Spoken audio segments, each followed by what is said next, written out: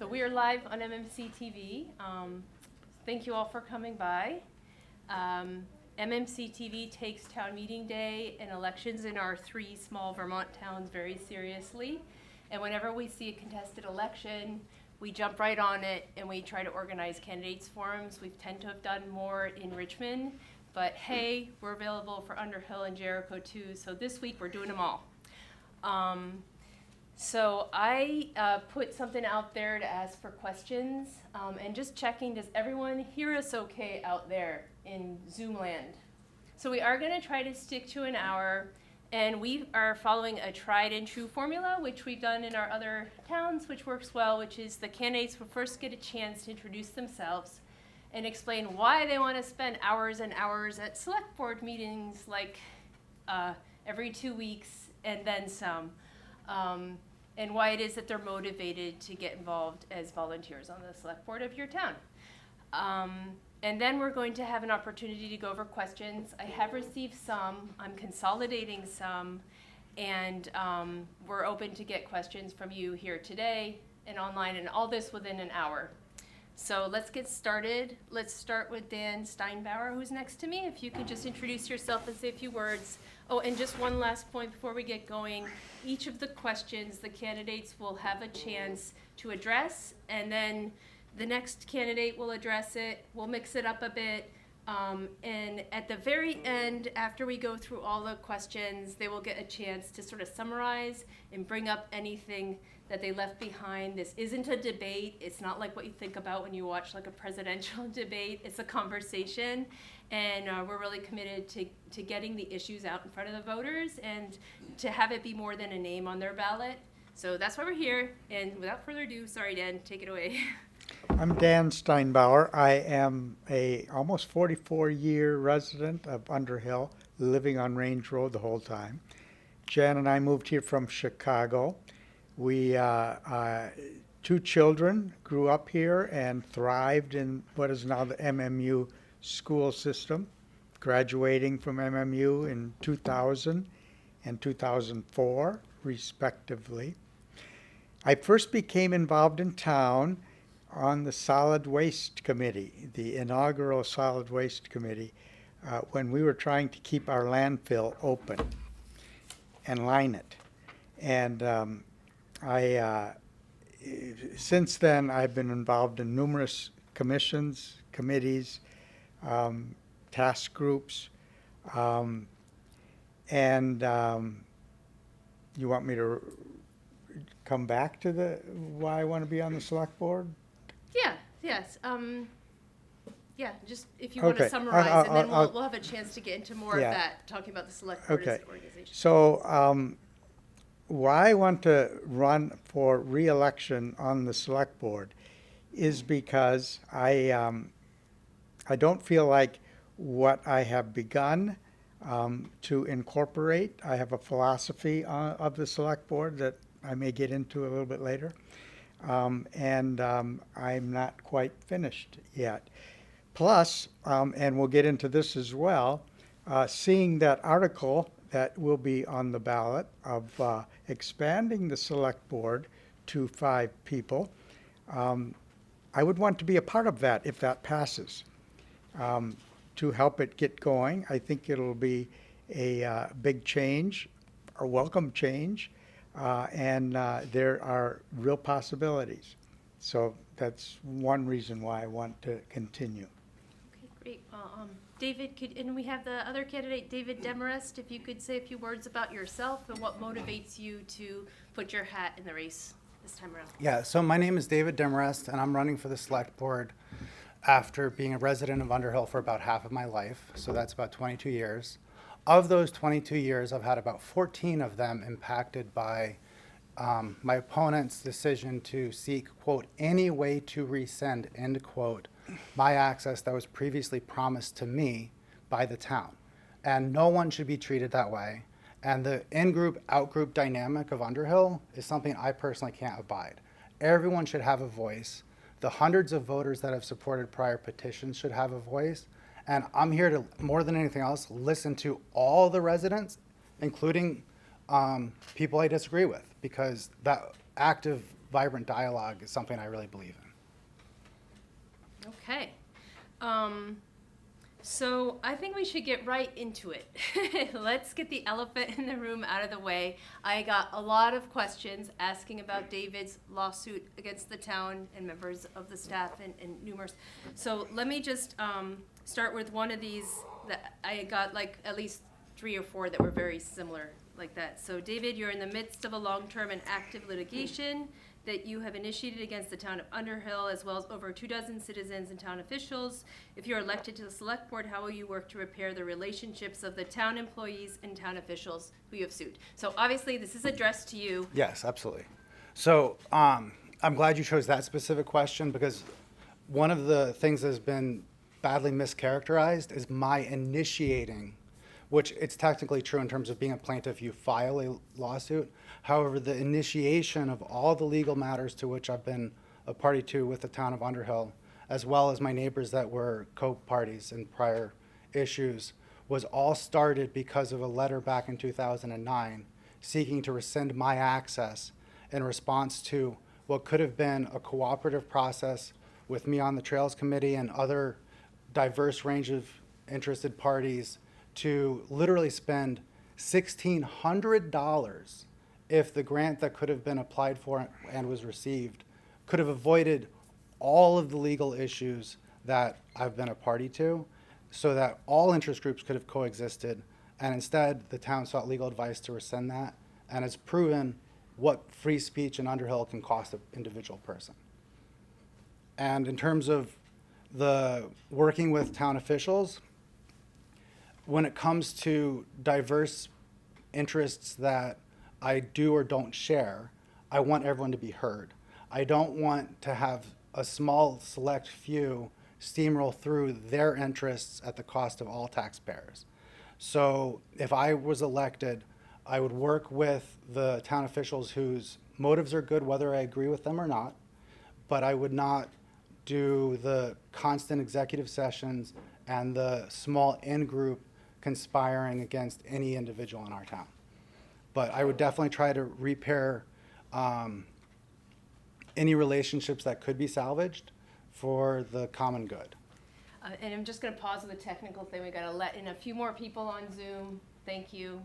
Gabe, who is from Browns River and is our assistant. So I'm sure we could talk for a few hours about the case and the details. So Dan, tell us your response to this issue that's at stake here with this selection. I am not going to respond, given that it's an active litigation, and I did not sign up for this to hash through what has happened in the past with New Road. Okay.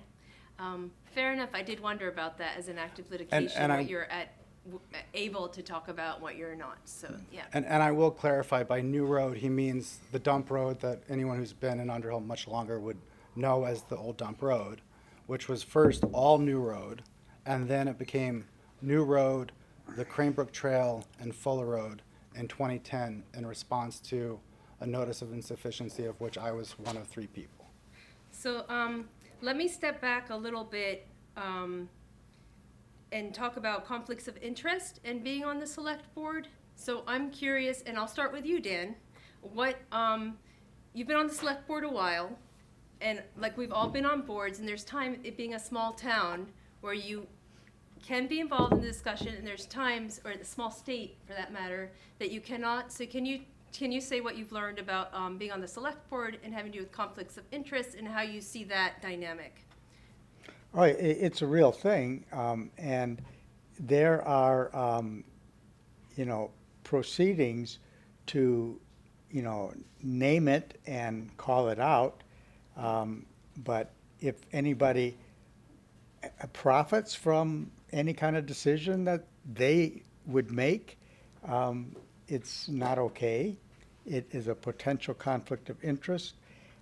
It is, if they gain in any way.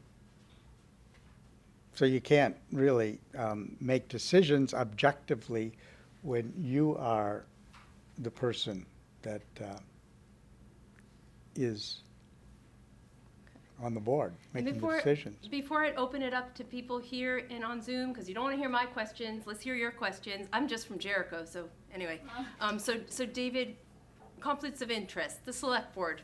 What would you bring to the table, and how would you separate yourself if you're involved in an active lawsuit with the town?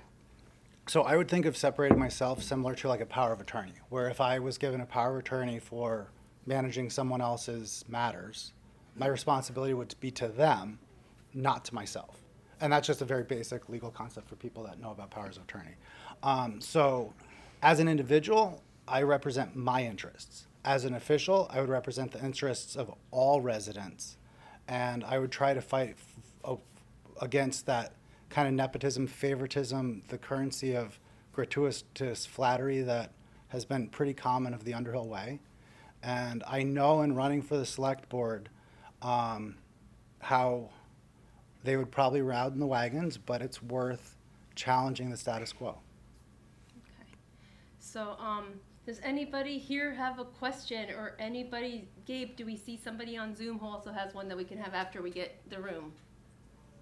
And we do have a microphone there that we can aim, if not pass. Oh, you don't see any questions in the chat? If you could let them know in the chat. So we have a question here, Tegan, so, yeah. My name's Pat Savalas. I have a question for David.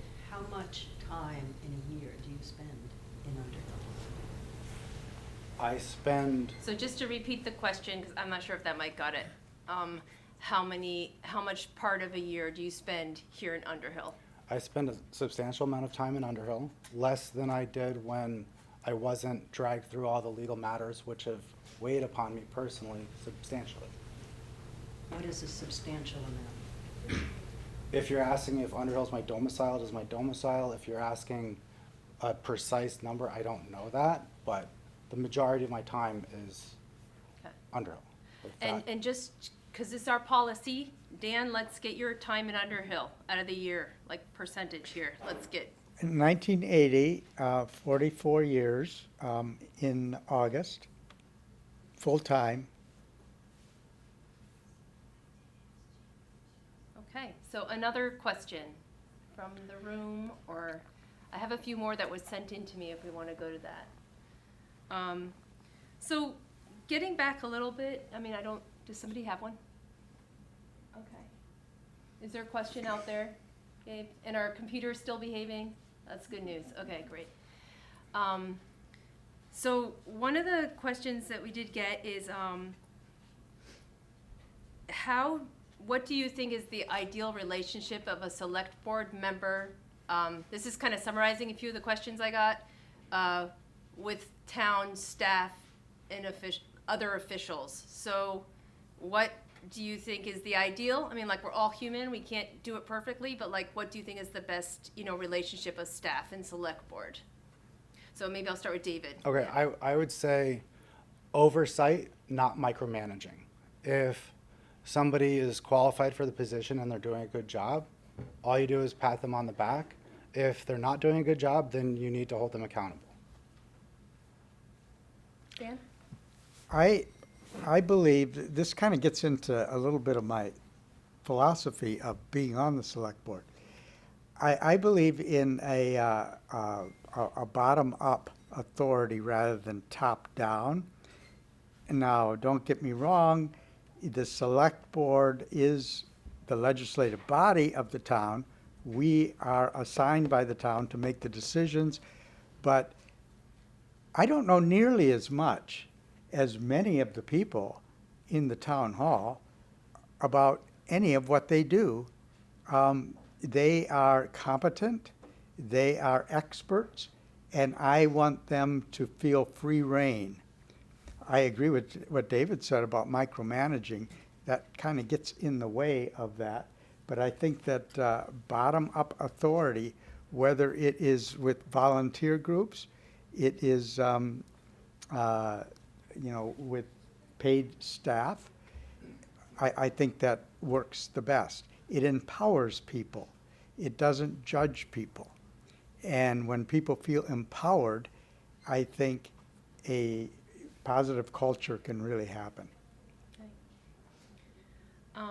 Again, I asked, does anyone have a question that maybe these comments inspired? Because I have a whole bunch, but okay, so Anton, yep. I think on town meeting day, there's a ballot item to increase the select board to 5 members from the current 3. I'm just wondering both of your positions on that particular ballot item that's going to be before the voters.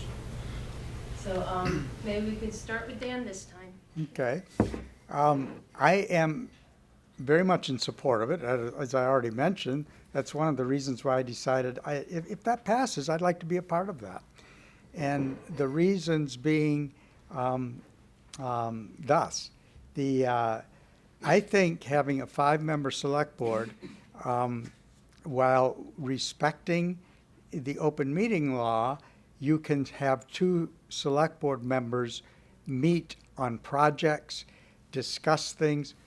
We can't, as 3 people, if we talk to each other, we aren't able to. And there are former select board people I'm looking at, and you know what that's about. It's somewhat cumbersome, and it makes it difficult. So you have to get everybody together and warn a meeting, and so that's one thing. You can work on projects together. You can have ideas together. You can't make any decisions anyway. You're only 2. So I think that that's a value. I think that sometimes it is difficult when, and we've had some of that recently with some sickness, where people couldn't come to the meetings, and we have 2 people that could do a quorum, and we can do business that way. Or if somebody is out of town, we have to adjust the kind of things that we do. There would be more freedom for select board members to function if there were 5. And the work would go on, the town would not be delayed.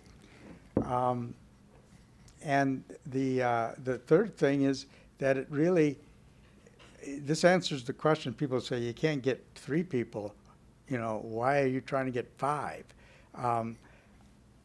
I think in cooperation with my theory of bottom-up authority, that it reduces the stress and the workload. You have 4 other people that you can trust and work with in on projects, on legislative matters, and so on. And how about you, David? Is 3 the magic number, or is 5? So I supported that petition, but I feel a little conflicted about it. I personally don't believe there's been a time since becoming a resident of Underhill that there's been 3 exceptional select board members. So to have 5 would be more challenging. However, with that said, I do agree with Dan about the quorum issue of if you have 3 and 2 talk, then that's a quorum. That is something to consider. A general respect for open meeting law would probably be a worthwhile discussion as well, because that's something that I really believe in. And if we could get more contested elections, I would be thrilled to have 5 select board members, just to create more of a dialogue of all the issues going on. So I'm going to go to a question that was sent in that's kind of a little bit of a different topic, but I think it's a question that a lot of people think about in Vermont. It came up last night in our Richmond meeting as well, sort of the balance between recreation and private property. So somebody sent me a question for tonight. It says the Vermont Environmental Court, and I'm sorry I didn't fact check, so you all can tell me if it's right, recently affirmed that de minimis private recreational use of property such as biking and hiking trails is not subject to zoning regulations. In fact, the court stated Vermont law encourages landowners to make their land open to the public for non-commercial recreational use. Will you as a town official support this ruling and work to support recreation in the town of Underhill? I'm throwing it out to you, so maybe Dan, you have a position on that? Well, I believe that, I think Underhill for example, is rich with trails, and people open their land already. I see it as a invited kind of an experience and not a mandated kind of an experience. And there is mutual respect. When it works, it's a wonderful thing. I've taken advantage of many opportunities where it was an invited kind of a thing. And how about you, David? How do you feel about this this comment, and how would So- what was your stance on that? I feel the most important thing about recreation is a balance of interests. So private property rights are a central value of mine. So that's something that's very important. So if somebody wants to invite people to recreate on their land, that's their prerogative. If somebody declines people being on their land, that is also their prerogative. And what is de minimis is something that is a little tough to define at times, but if it's truly de minimis, that's exceptional. And if there's actually major safety issues or other matters of concern, I think that's something that needs to be addressed. So do we have any questions in the chat out there, Gabe, in Zoom land? Or if somebody also has a question, they're welcome to raise their hand. But I'm just seeing a few listeners.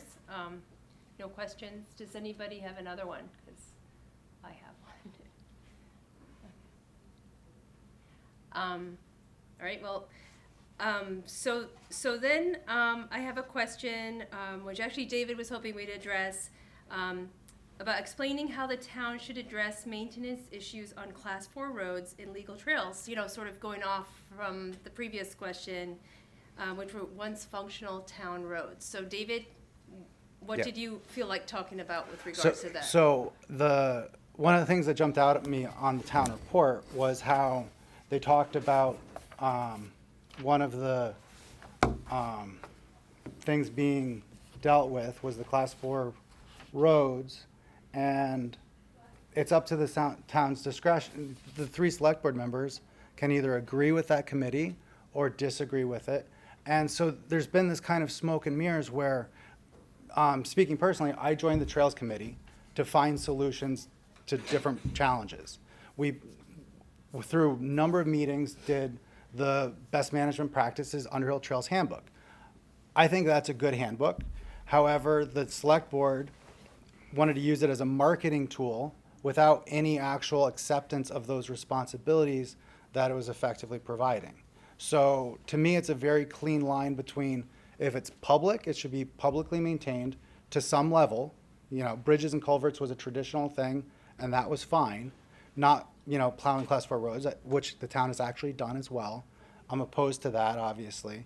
But to actually balance that, where if the town doesn't want to maintain the roads, which is the town's prerogative, and if that's truly what the town doesn't want to do, then those roads should be discontinued so that the private property owners retain their 19 VSA 717C private right of access, and the property reverts back to the abutting landowners in accordance with Vermont law at the time that that town highway was laid out.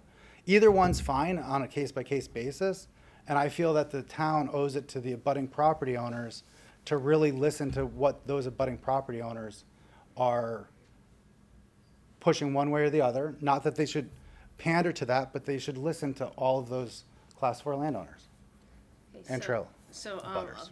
Dan, any thoughts on these roads that were once functional town roads, and what the responsibility is today to maintain them? Yeah, this has been a sticky subject for a long time, and I think every select board has been kicking this around. Now, I think that we're getting to the bottom of it, because I think that, and it wasn't, I don't think completely my idea, it wasn't. This committee that was formed, it was brilliant. It's a matter of bottom-up kind of authority. And they did an excellent job pursuing, research and writing a very good report, which is on our website, and making recommendations. Now, we have not yet, it's soon because we've got the committee report, put it on the select board agenda, and I hope I'm still on the select board next month so that, you know, we can deal with it. But they have some very good recommendations about that. We will have hearings because it is going to be adopted as an ordinance, and we will have hearings about it so that everybody knows. But everybody has access to it at this point. Cooperation between the residents of the Class 4 roads is really important, and we're not wanting to take over as a town these Class 4 roads, but we want to provide some support to the owners of the Class 4 roads, depending on, not every Class 4 road is the same, and some get higher use, and some, you know, we could talk the whole hour on the difference between them. But I'm looking forward to this being put to bed and understood. May I ask one clarifying question? With that report, there's, I believe, 5 roads that are going to be retained, and the town will only spend $2,500 between those 5 roads. Is that correct? I don't want to talk about the report in detail. Right now, I don't have it in front of me. I don't want to misquote it. And I think that the recommendations are that and throwing up a road, as they call it, is a long process, and it involves a lot of people, and we would have to take these one by one. Having gone through the experience of Butler Road, which was real productive, and it was ended up to be a good outcome for all concerned, I know what the process is like. And each one has to be evaluated, and each one has to be seen as how it benefits the abutters and how it benefits the town. So, Rick has a question here. Yeah, David, I'm curious, what would be your preference for Fuller Road, for it to be private or public? That's a really good question, because to a certain extent, either one's fine. It's just the middle ground or I shouldn't say middle ground. If it's publicly maintained and it's publicly used, great. If it's privately owned, in terms of the 19 VSA 17C right and just the reversionary property right, if a town's road's discontinued, either one of those I can work with personally. And I think that depending on the road and depending on the abutting landowner, some people might really lean towards it being private, increased privacy, it being public, increased maintenance and access. And I could see a lot of weighing pros and cons of both of those. But the quote unquote middle ground of where it is now, where all of the maintenance falls onto the abutting property owners, and it actually diverts out of the public right of way onto my undeniable property, that I haven't stopped people from using whenever they go onto my property relative to the Town Highway 26 right of way, because I didn't want to punish everyone for the bad actions of a few. So personally, I could go either way on it, but the public use with no maintenance, no management, that part I can't abide. So either one really, at this point. 14 years ago, I would have probably said just maintain it all and let everyone be able to use it and benefit. If you think about just how much the road's been abandoned to date, and the town says, you know what, we don't want to spend the money on it, I'd be fine with it reverting to private use. Like, it's a very emotionally charged thing from 14 years of legal hell. Dan, would you care to comment on whether you Yeah, preference? in terms of the committee recommendations, I support what the committee recommended on that. As a current Class 4 road, it has access to two town parcels, and that's the only access to those. Plus, it has access to one end of the Crane Brook Trail. So it is important to have public able to access that. And I do want to clarify one detail of that parcel in our 141X. It was donated to the town by the prior owners of my property, and less than 5 years later, the town was rescinding the good faith promises made to that landowner when I unwittingly bought it after doing all the due diligence that a person could do.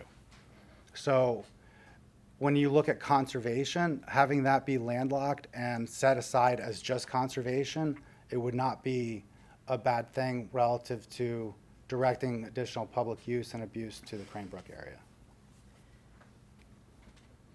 And in terms of like, just to clarify, in terms of me as an individual and how personally involved that issue has been for me for so many years, I think probably the best way to address it would be to either have it on the next town meeting day ballot or some other way in which all town voters could weigh in versus it just being Dan's desire to rescind my access and my desire to preserve my access. Okay, so I'm wondering if folks have any more road-related questions or infrastructure-related questions, which can get us going on town meeting day, just to warm up a little bit. Well, yes. This is tangentially related to road-related issues, but David, in response to nearly every question now, you've raised your grievances with the town, your grievances about your access.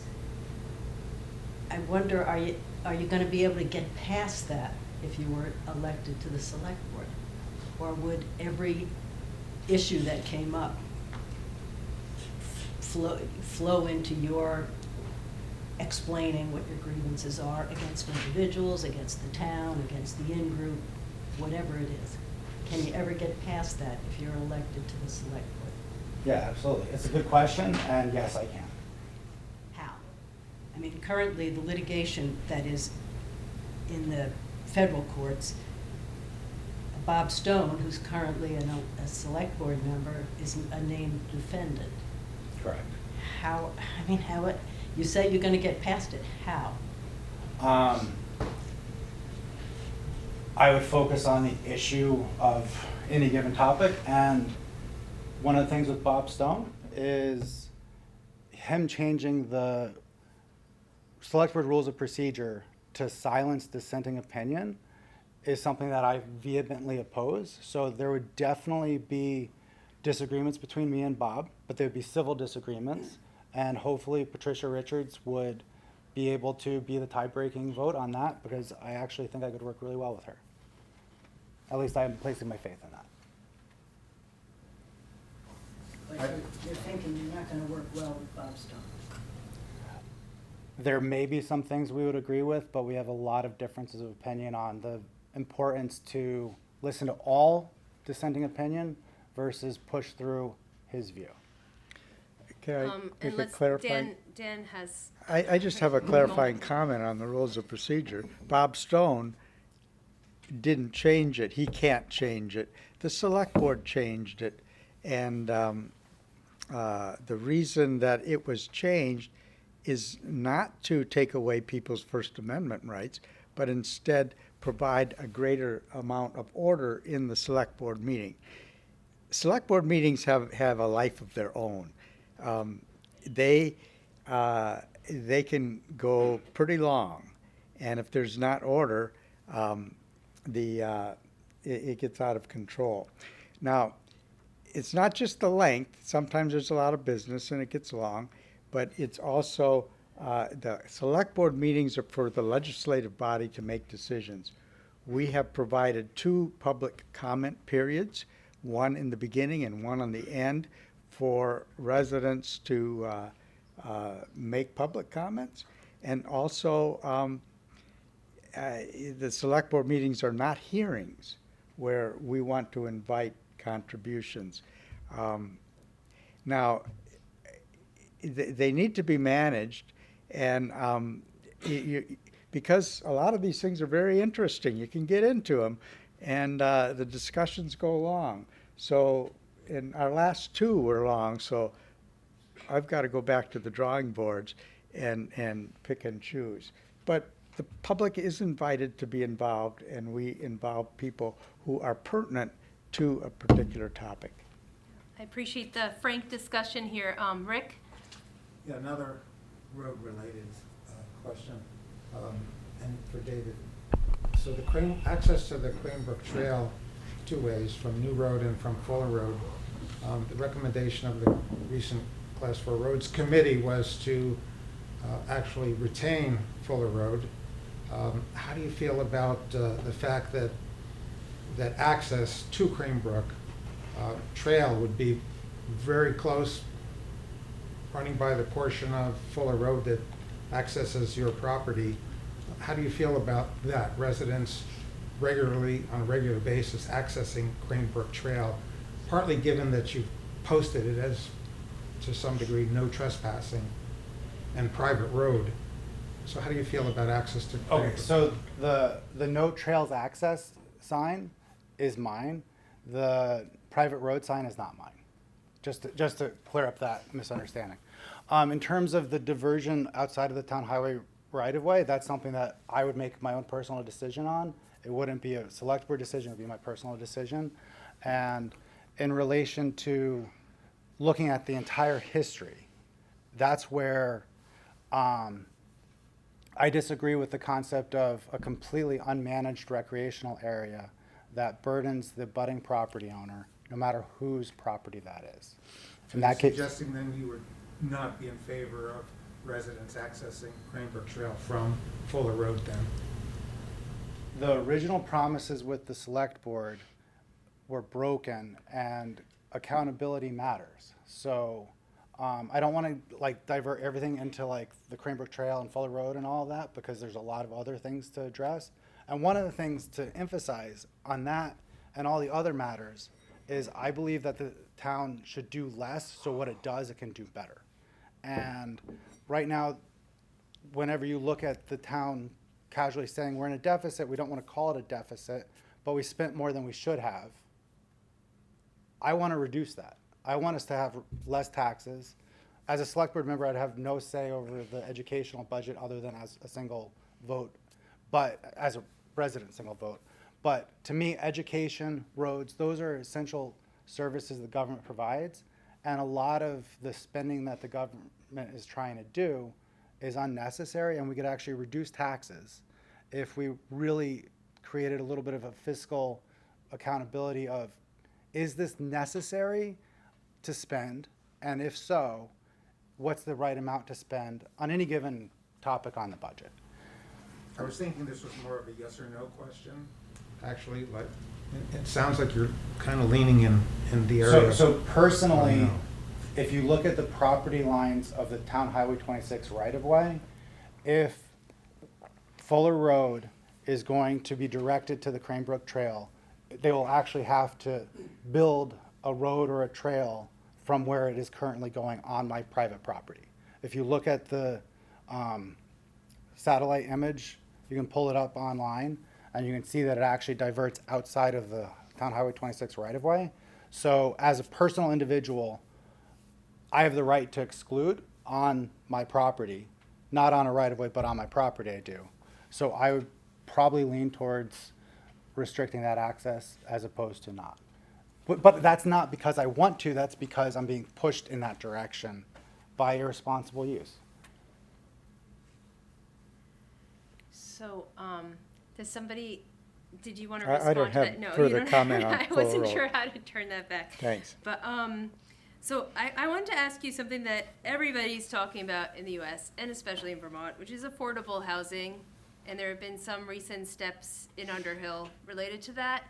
And I just wanted to ask you how, I mean, the select board only has so much to do with what happens with affordable housing, but what in your mind could the select board do to make it more possible for people to live in Underhill? I don't, it needs to come from an initiation by somebody who has an opportunity to do that. The Harvest Crossing project is an excellent example of that, because, the United Church of Underhill did an excellent job of pulling that together so that they could buy property that could be used in part for affordable housing. You know, we worked with them. It was their project, not ours. But because they had applied for grants, that the town of Underhill needed to be a conduit, which we were happy to do. And but so we don't own property that we're going to develop. People do that, and the town plan is very specific about that. And I suppose what the select board can do is support the town plan and follow that, because that really is a very good plan. And not only in affordable housing, but in a lot of aspects. And it was designed so that the select board had involvement. How about you, David? How are your feelings about the Harvest Crossing project? And is there the town plan with regards to this? Is it possible for people to do what you did, what was it, 14 years ago? Move to Underhill, get your land, your dream place? So I personally didn't feel that the Harvest Crossing project was the best use of the town's governmental authority, in the sense that would have been, Jacobs Field would have been a great spot in terms of harvest market and that whole area being open space for everyone in Underhill Center, which I'm not in Underhill Center, but in Underhill Center, that could have been an exceptional open space project. And when it came to affordable housing, what I think would be more beneficial is to streamline and simplify the development regs, because the way I feel the regs in Underhill are extremely complex and controlling, and then blanket gifts of variances as the right people request, as opposed to here's the rules for everyone equally. Okay. Do we have any questions And- out there, Gabe? No. And can I just show this in terms of like to the video, in terms of like explaining to him how it's diverting out of the right of way? Do you want to just look at that? Oh. Well, we can add that after. I think I remember what that is. Right. We will share it with Rick. But we So- can't show her, she's way over there with the Yeah. camera. So basically, don't take my word for it. Take the state Okay. of Vermont. So unless you have other questions, I'm sorry, I have to ask some feel-good questions, if you don't mind here.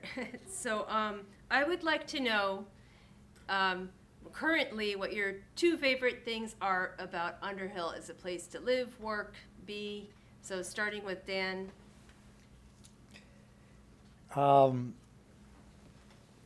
Two favorite. Well, I enjoy the outdoors, and I enjoy using the wonderful ways that the Underhill Land Trust has set aside property so that people could enjoy the outdoors, as well as I enjoy my own property. So that's one thing. And I think the community, it is, I don't know what to compare it to, because it's kind of been a part of, who I am for more than 4 decades. So I think the community and the people is a favorite thing about Underhill. And David, how about you? I would say my friends and neighbors that have really been there for me through so many years and so many trials and tribulations are irreplaceable. And the land of my dreams that I built my home on, it's just an amazing property that I absolutely love. So. And then to cap that off, I'm curious what 2 things you wish you could change about Underhill, because surely it's not perfect, even though that left me thinking it might be.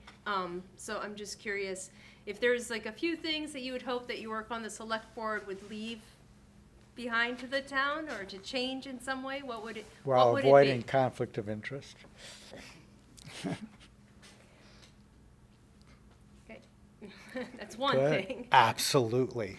Emphatically agreeing with that, and just a sense of fairness and accountability so that things are open to everyone. Like COVID was terrible in a lot of different ways, but it opened things up in terms of people that need to be cooking dinner with their family, they can like attend a meeting for that little window of time, things like that.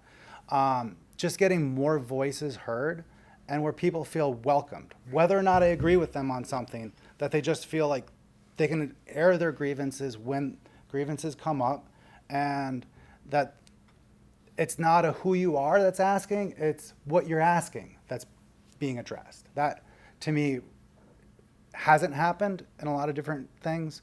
And that's what really should is, hey, I've got an issue. Can we figure this out? You know, and talk through whatever those issues are. I think that is critical, and there's too many people in Underhill that feel disenfranchised. So we did all that in 50 minutes. So- I just wanted to give you each a moment to summarize or to get to anything that you weren't able to get to earlier, unless I see a question here. I'm sorry, Dan. Yeah.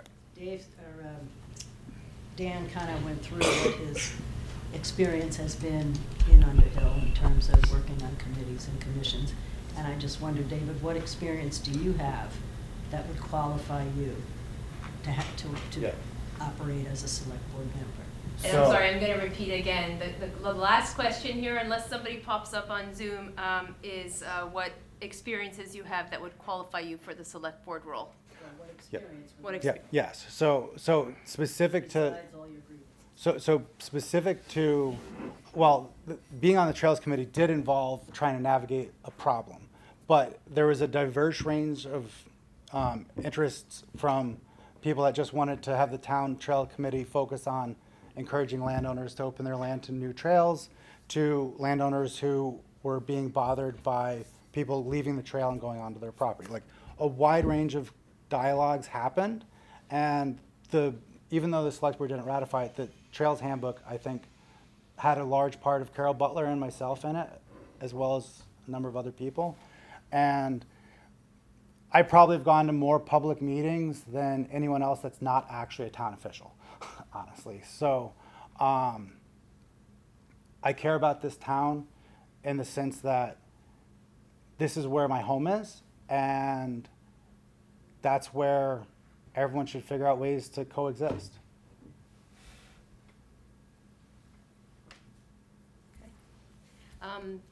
So I was hoping that we could do a final, if there's any points, a summary of points or anything that we missed or you want to sort of emphasize as people get ready for voting, or if they haven't already. So Dan, if you want to. So just one thing that I would want to change in the town government in Underhill, I didn't get to completely answer that, is getting more young people involved, especially in the leadership positions. There are a few that I have enjoyed, watching get involved, and especially on the select board. And perhaps this, in the town graciously increased the stipend, which would help younger families maybe to be incentivized to that. And so that's one thing I want to work toward. If I am on the select board again, is recruiting the interest of younger people. And your last thing, very quickly, what I think that what qualifies me is experience on many different aspects of the town. There's a lot that I'm not experienced, but I lean on the experts, especially in the zoning, planning, in that whole area. They are quiet warriors in doing all of the work that they do in providing the regulations and enforcement. I bring a sense of calm. That is a qualifier, I believe. Less drama enables more work to be done, and I hopefully have an answer to some of that over the years. And how about you, David? Do you have any final last points for the voters of Underhill? So because the litigation's been, focused on so much, I feel like it's worth mentioning. UnderhillVT.com tells a lot of the history. of that issue. And if you haven't been pulled into problems like that, consider yourself very fortunate. And if the status quo works for you, vote for Dan. And if you want change and accountability and to be listened to, if you have any problems at any time in the future, vote for me. So thanks to both of you for sitting around the table here at this cozy library spot. And thanks to the library for having us here today so that we can let people see more than just a name on their ballot when they're about to vote. MMCTV is going to be streaming all three of our towns' town meeting live. Thanks to a really good crew that we have right now, including Tegan of Underhill behind the camera and Gabe on the laptop. So thank you all for coming and for people for being online for this discussion. We really appreciate your participation. Thank you. Thank you. And we Delegate. appreciate your contribution.